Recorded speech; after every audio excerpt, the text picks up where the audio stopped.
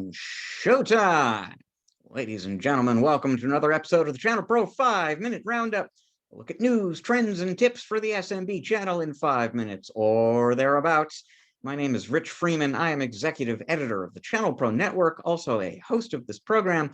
I am joined this week, as I am every week, by your other host, Eric Simpson, a business transformation and improvement advisor to MSPs and other IT providers. Eric, how you doing? Doing well, Rich. I'm doing very well. It's, here in Southern California, can't ask for better weather, and I'm enjoying it this week. We had some rain last week, but we're past it, so it's all good here.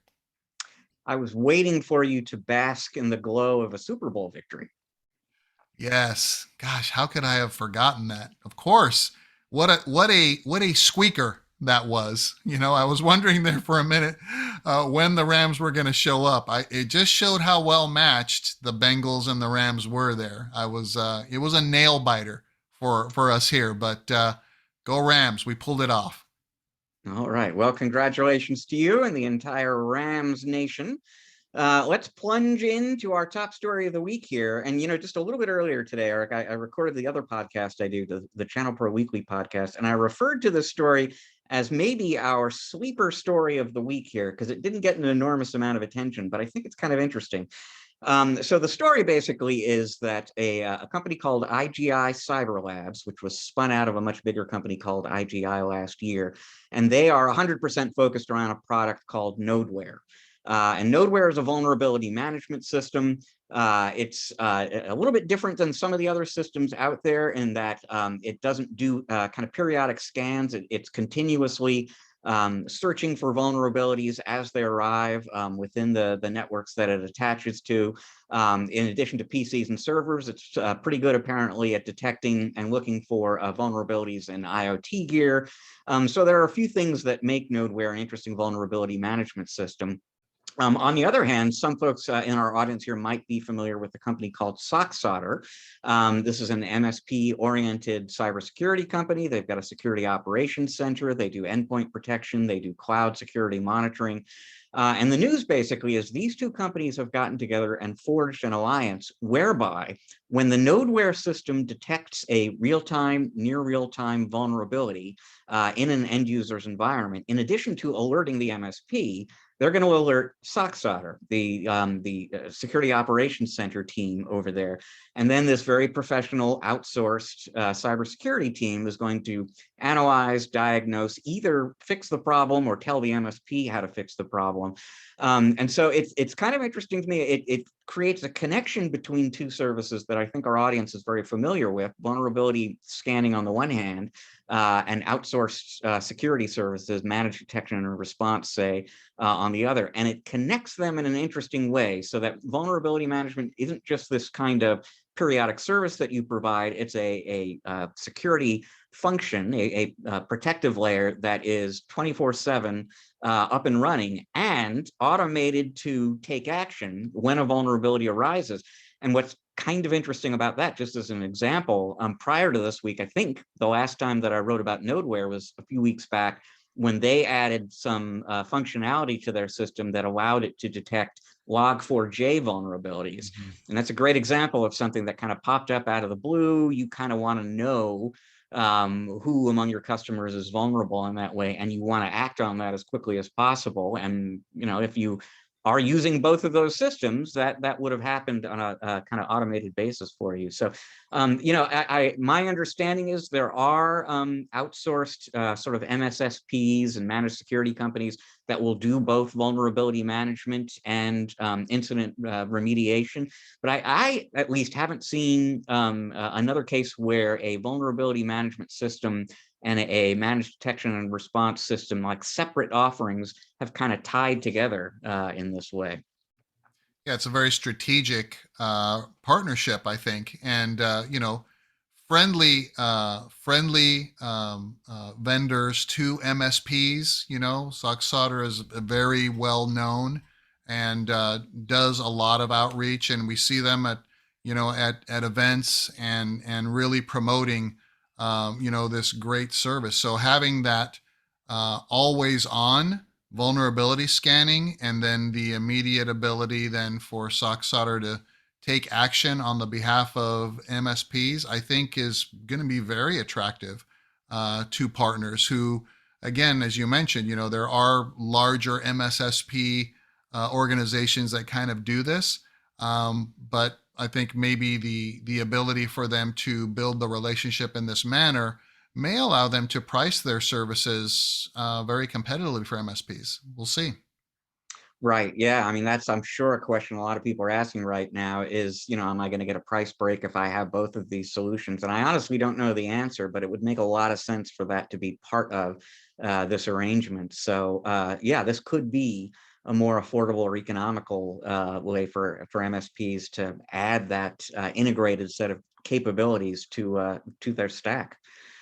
And you know what? It's a security story, and it's therefore a perfect bridge to our tip of the week.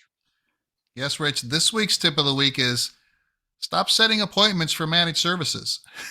Set them instead for cybersecurity.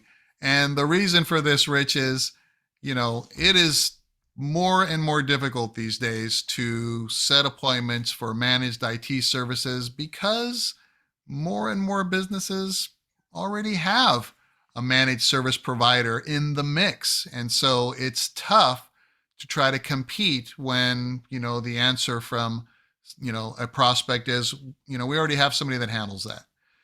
So instead of setting appointments for managed services, set them for cybersecurity instead.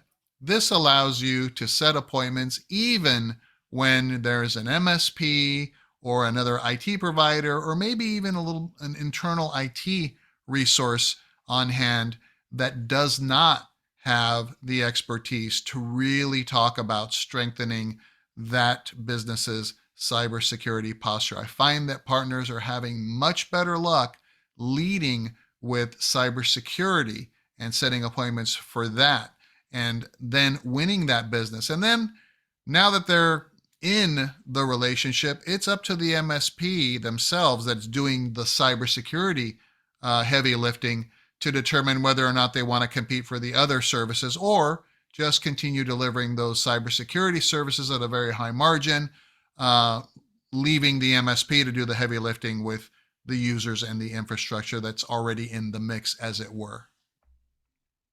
Yeah, it's really great advice, and for a number of different reasons. One, of course, being that all those ransomware attackers out there, the people who took down Colonial Pipeline, for example, they're like co-marketing this service practically with you right now. What makes it so compelling to an SMB buyer is that they are really beginning to understand how dangerous it is out there. And so this is something that they're probably going to be more willing maybe than in the past to talk to you about. I want to get your take on this a little bit, Eric, because I'm wondering if we can even kind of narrow it down a little bit further. We were talking about vulnerability management before. I know some MSPs will use that as the specific security service that they use to get a foot in the door. Well, let me come in, assess your environment and see where you might have some vulnerabilities, and then we can talk about fixing that. More recently, I've been hearing from people that security awareness training is actually a great foot in the door. Let's get your people trained. Phishing is the number one threat vector. Let's get your people trained to be less susceptible to that. Do you have any specific advice on a particular cybersecurity service to lead with? Well, I think that the statistics, as you mentioned, right? These cyber terrorists, these cyber criminals are doing the marketing for us. So we have the statistics that can generate the interest of a business owner to allow us to come in and have a conversation. I recommend doing a security assessment, which can be any combination of cybersecurity assessment tool that you're using, maybe some penetration testing, and of course, doing some phishing simulation. I think that is key because, as we all know, Rich, once we've secured the perimeter and things like that, and maybe, just maybe, the MSP that's in the mix has done a decent job of doing that, it's the users that are always the biggest risk and the biggest attack vector. So doing some phishing simulation almost always reveals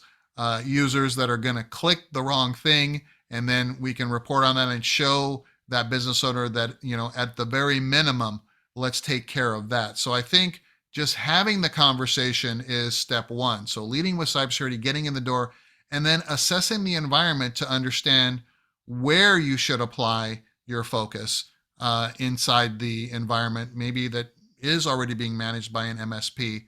But the end user security awareness training is so valuable. I was speaking with some partners on a webinar that I was doing earlier today, and they mentioned that even after doing security awareness training for the users, they're still clicking the wrong links when they do the phishing simulation. So this isn't a one and done thing. This isn't an event. This is a continuing process of training these users. So great mention there. Great bringing it up, Rich, because at the end of the day, it is the users that create the most risk in an environment once we've locked down some of the basic cybersecurity processes, platforms, the edge devices, perimeter, that kind of thing.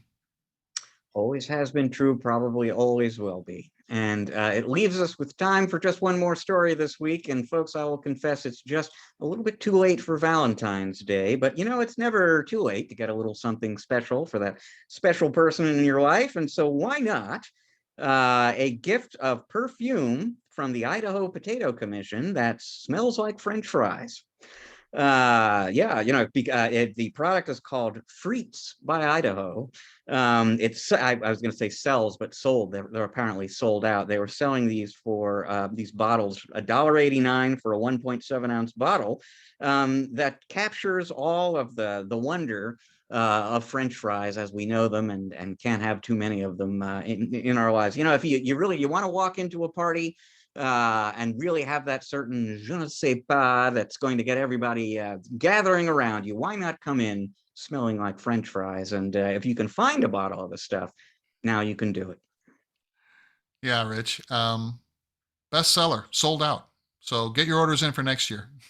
That's right. You've got 12 months until next year's Valentine's Day, folks. And now you can check that out. You know what the gift is going to be next year. Well, folks, thank you so much for joining us. That's all the time we've got this week on the show. We'll be back again next week with another episode for you. We are both a video and a podcast. If you're watching the video right now, but you also listen to podcasts, look us up on Google, Apple, Spotify, Stitcher, wherever you get your podcast, you're going to find us there. Please subscribe, rate, review so that other folks can find the show too. If you're listening to the podcast, you'd like to check it out on video, the easiest way to do that is go to YouTube and find the ChannelPro channel, ChannelPro Network channel on YouTube there. You can become a subscriber there too. If you click that little bell icon, you'll even get notified when the new episodes go up. You want to read more about the integration between Nodeware and SOCSoter or anything else happening in the industry, get great business growth advice for your company, please visit ChannelProNetwork.com every day, because we have got awesome new content for you there every day. And to learn more about Eric and the work he does with his clients, please visit ErickSimpson.com. That is ERICK Simpson.com. Once again, we thank you very much for joining us. We're going to see you again next week. Until then, folks, please enjoy the rest of your week. Eric and I are enjoying the rest of your week already.